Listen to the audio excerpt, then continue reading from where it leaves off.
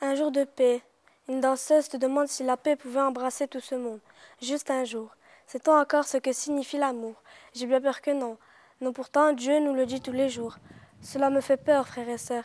J'aimerais dire que la clé du bonheur ne se trouve pas dans les billets de banque, voir tous ces gens libérés de la peur qui les hante. Allez, asseyez-vous. Louisa, en fait, c'est une élève qui arrivait, que moi j'ai découvert en début d'année. C'est une élève qui n'était pas forcément très concentrée en classe, elle était avec ses copines. Donc la première chose que j'ai faite, c'est que je l'ai séparée. Et j'ai remarqué que les rapports se sont nettement détendus. C'est très très franc, c'est-à-dire qu'il y a eu un changement, on va dire, il y a 3 mois. C'est le travail à la maison sur lequel elle a fait le plus de progrès. Alors, je pense qu'il y a 2 facteurs. En fait, il y a déjà le fait que, effectivement, elle fait beaucoup d'activités en dehors de l'école, qui est donc justement la danse, le hip-hop, ce qui lui a permis déjà de canaliser son énergie, parce que Louisa, c'est une jeune fille qui a énormément d'énergie, elle est toujours en train de bouger, pas négativement, quoi. Elle est toujours à vouloir aller au tableau, toujours à poser des questions, à chercher, donc ce qui est très agréable en classe. Donc vous aviez le 35, page 125. Louisa, tu vas le corriger.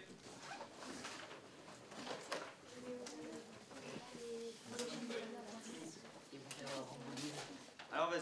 À l'intérieur du collège, elle travaille en collaboration avec le professeur de sport pour l'UNSS. C'est les profs de sport qui organisent pour les élèves qui sont volontaires des heures supplémentaires de sport. Donc ça peut être de la danse pour Louisa, d'autres élèves c'est de la gymnastique, d'autres c'est du badminton.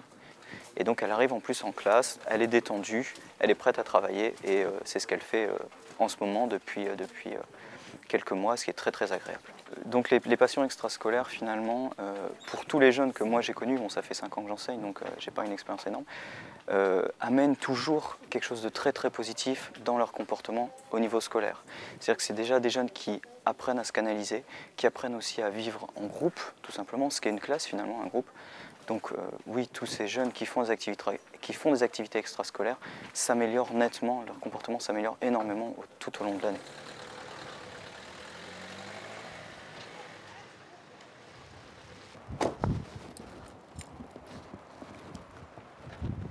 Bon, on y va. Vas-y, fais attention à la route. Tu vas faire tes devoirs tout de suite. C'est vite fait, comme ça on s'entraîne 2 heures et on y va. Vas-y. Donc au quotidien, je vérifie si elle fait bien ses devoirs et qu'elle suit bien les cours, en fait. Et dans un deuxième temps, j'interviens en tant qu'entraîneur de danse hip-hop. Nous arrivons à jongler entre la danse et l'école. Donc je pense avoir trouvé un bon équilibre en fait entre les deux. Donc au niveau de la danse, ça se déroule sur une période de à peu près 2 heures par jour. Et c'est souvent pour préparer des compétitions ou des spectacles.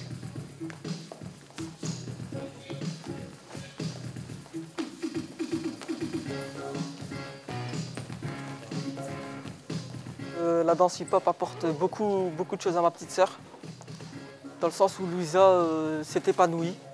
Elle paraît plus grande pour son âge. En fait, elle a que 12 ans. Alors, dans le futur, Louisa sera sûrement danseuse professionnelle.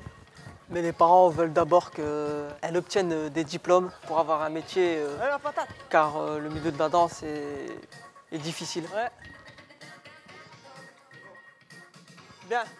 En fait, c'est depuis que j'ai vu mon frère, il était en train de danser dans sa chambre en fait.